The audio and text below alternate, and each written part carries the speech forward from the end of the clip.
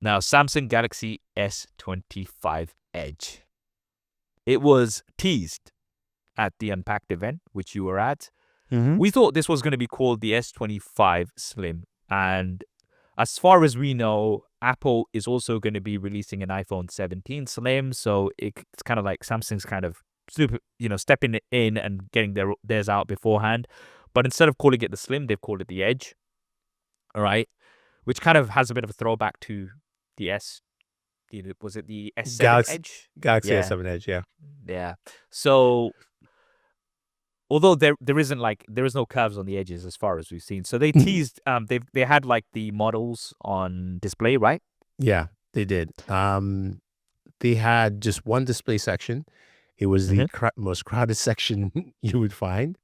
You couldn't touch the phones. The phones were hanging.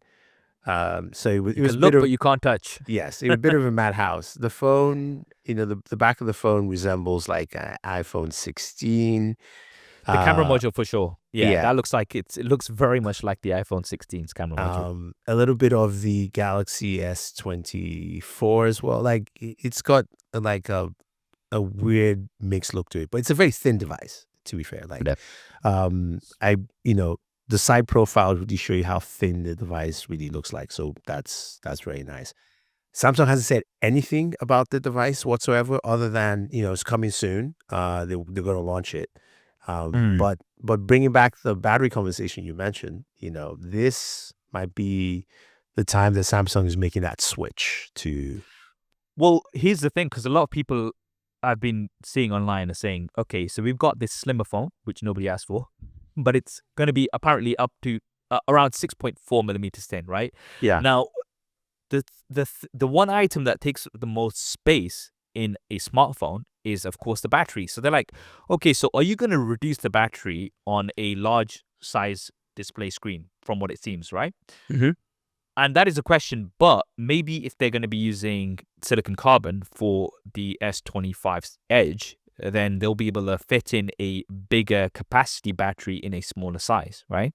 So maybe they're saving the silicon carbon battery for the S25 Edge. As far as we know from the rumors, it's going to be around 6.4 millimeters thin. We can see the display that Samsung teased, uniform bezels, very small uniform bezels. I would assume it'd have a full HD plus resolution, not a quad HD plus resolution, just because, again, of that smaller size battery, whatever it is. 200 megapixel main lens, as well as a 50 megapixel potentially ultra wide lens as well. We've only got 2 lenses on there, so it doesn't look like we're going to have the zoom camera. So that's something that we're going to be. I disagree. I think think Samsung might go completely different. This is just me guessing because we don't have any specs. I think they might go the 200 megapixel for the telephoto, and because that camera housing is thick, it's a thick boy, and then they might also go with another 200 for the regular as well. Or I know they have a new sensor which was announced end of last year, which is a new 200 megapixel. So that might be it on this, or they might come up with something else. But I have a feeling that 200 megapixel telephoto, similar to Vivo, might be something they would do here. Because again, but I'm just saying, because I think this is the thing, when you have a smartphone with just 2 cameras, right? And we've been through this debate before, because remember before, the iPhones used to have a primary camera and then a telephoto camera, right? And that was the trend. You'd have the primary and telephoto, but then everybody opted, like, let's be honest, what's more useful in a smartphone if you had to only pick one, an ultra wide or a telephoto? Ultra wide. Exactly. Telephoto is quite useful. It's useful, but I mean, if you only could pick one, right? Okay, the ultra wide is something you're simply not going to be able to get, like, you know. So I think it's going to be the ultra wide. In terms of other specs, I think it's obviously going to have the 8 Elite, most likely. We don't really know much else right now.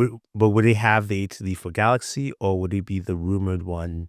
There's a rumored 8 Elite that has 1 core off. So basically it's a 7 core instead of an 8 core CPU, which is rumored to be coming into Oppo's super thin foldable. Okay. Then it might be that one. What is that called? 8 Elite Slim? I mean, that might be the case. That might be the one that it goes into those devices. Okay. So that's interesting. I mean, we don't know too much else.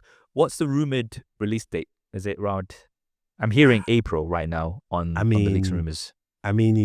that makes the most amount of sense because Yeah.